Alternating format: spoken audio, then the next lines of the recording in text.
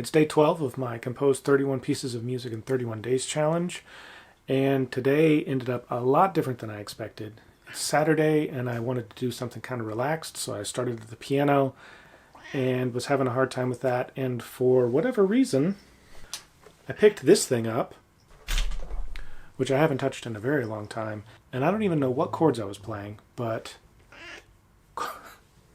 my fingers found an interesting chord progression, and I just figured it out. I learned how to play it so that I could take it to the piano. And what came next was a song, an actual song with lyrics and everything. If you stick around to the end, you'll hear me attempt to sing it. Oh, in one of my previous videos, I mentioned that I was going to a concert, and Jamie called me out for not actually telling you what concert I went to. Well, I went to the Trillium Presents Terry Riley's In C at Crystal Bridges in Bentonville. There are like 20 or 30 musicians spread around the contemporary art wing and playing Terry Riley's In C, and it was really awesome. If you're ever in the area and you get a chance to go check out a Trillium Salon Series concert that Katie Henriksen puts on, definitely do it. All right, well, now I'm going to go ahead and toss you back to Past Drew, who will walk you through how he built this piece. So one of the ideas for a piece that I've made on my list that first day was something on guitar, because I bought this guitar several years ago in hopes of learning how to kind of write for it, because it's an electric guitar is such a cool voice in like contemporary classical ensembles, and I wanted to utilize it. But it just sits there in the corner of my office and I never actually do anything with it. So I just picked it up because I thought maybe the different instrument would give me a different perspective getting started, and got a little something, like just some chords. I don't even know what chords I'm playing because it's been that long since I played guitar, but got a little something. I'm thinking about playing it, transcribing it. Maybe it'll turn into something on piano or whatever. Maybe I'll hack through it on guitar. I don't know, we'll see. And I'm not currently plugged into an amp or anything, so.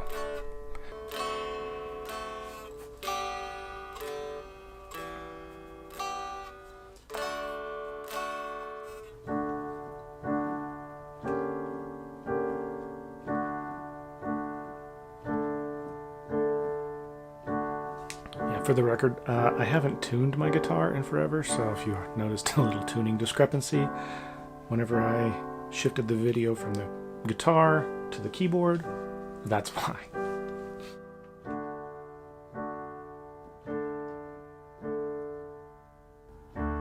So I thought I had a really decent bridge for this to go to. It sounded just far enough away that it worked. But now that I've played it through a few times, I'm like, it doesn't even, it's not even a bridge. I mean, it still has a moment in the piece where it goes far enough away that it does feel like we're coming back home. I'm just wondering if it works. I mean, I don't write music like this. I've never written just, piano ballad singer type things. So I have a feeling this is probably a ripoff of 100 different songs that already exist, because it's just laying there so easy to find on the guitar.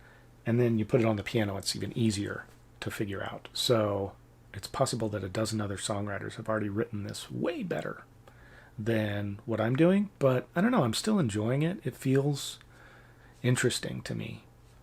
So I'm going to go take a shower and then come back with kind of fresher ears, maybe. Fresher ears, is that right? Ears that are more fresh. And see if the almost bridge still sounds like not a bridge. I just got done with my shower and I played through it, and the bridge, I think it does work. There's one thing about this 31 Pieces in 31 Days challenge, it's that I've kind of learned to push through, and even if something's not perfect, I just keep going, knowing I can come back and tweak it later. So it's a whole lot of that concept, perfect is the enemy of good.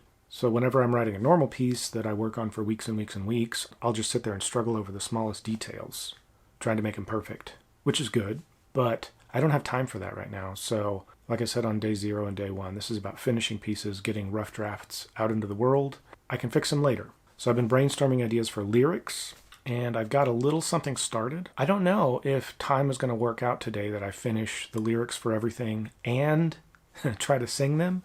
I'm not I'm not a singer. I don't sing. I'm not a singer.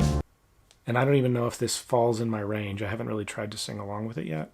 I feel pretty good about the chords that I've come up with. It feels like a nice little 2.5-minute song. The kind that you'd see on a concert. All the lights go down except for the spotlight on the grand piano. And the singer walks over and belts it out while they're playing. Been sitting here trying to come up with lyrics. That's a whole different ballgame. Well, I think I'm done with the lyrics. It just kind of came out of nowhere. This is the second theme that I thought of. The first one was about me and music, but it didn't quite fit. And then as I was driving to pick up some dog food, I remembered the novel that I wrote back in November for NaNoWriMo, National Novel Writing Month, and thought it might be fun to write a little ballad teaser version of that. So if you listen to the words and are intrigued, then maybe you'd be interested in my book, After Everly, if and when I ever get it edited and finished. Edited. I'm going to try to play and record and sing this. Not all at the same time. I'm not that talented. I feel like it's in a register that kind of works with my voice if I go for like Johnny Cash when he was singing Hurt type of a feel. I hope you enjoy this. I've literally never written anything like this. I mean, I've written things with words as jokes before, and this is kind of a joke, really. We'll see if I can manage to put this together. I'll check back in a minute. Well, I just finished recording the piano parts and the vocal parts to this in a billion different tracks. This is going to be a nightmare to put together, but I'm doing it for you. I guarantee there are some spots that I should have taken a second take on with my singing, but I would have been here till midnight. So I'm just going to take the best that I can. Maybe I'll toss some captions underneath in case you can't understand my garbled singing, but I learned a lot from this one, and I like it. Maybe I'll practice singing it. So just to reiterate, this is a ballad form of what you might read on the back jacket of my book if I ever get it finished. After Everly is what it's called. I'm also thinking of recording an album inspired by it.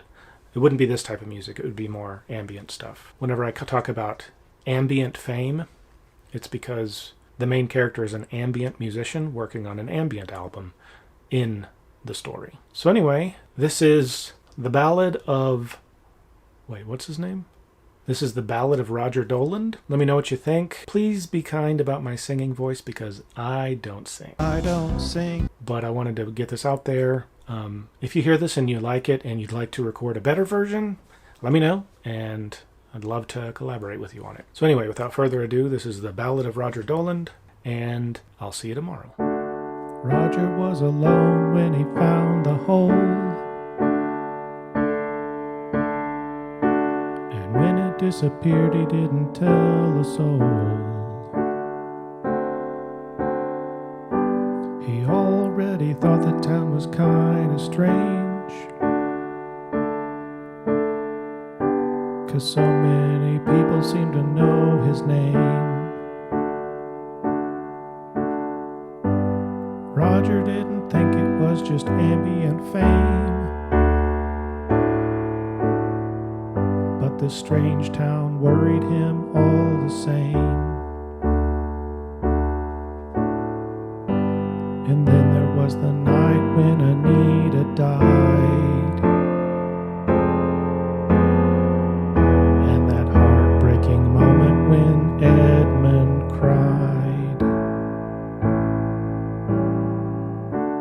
Roger was alone when he found the hole. After Anita he won't tell a soul. Well, I could tell you the rest of the story,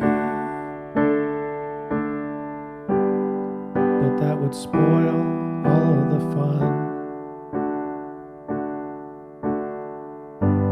Roger was alone when he found the hole.